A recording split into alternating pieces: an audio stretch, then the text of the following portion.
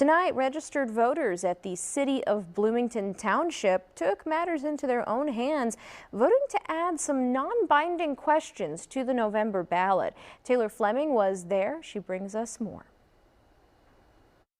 People voting Monday night had to be registered voters and live within the city of Bloomington Township.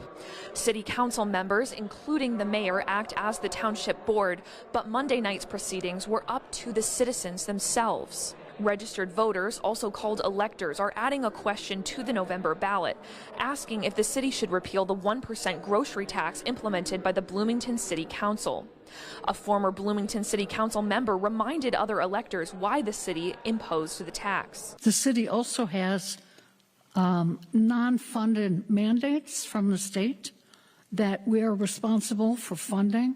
A lot of the tax dollars that go to the state from the city are supposed to be sent back to the city, and they are not. A spokesperson for the city confirmed that City Council put the 1% tax in place in September after the state repealed its grocery tax. Several electors brought up price concerns as a reason to put this on the ballot.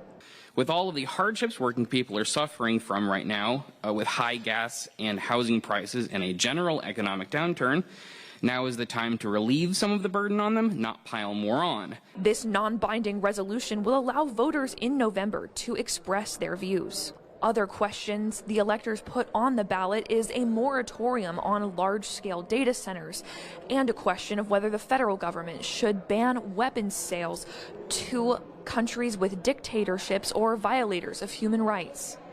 In Bloomington, Taylor Fleming, 25 News.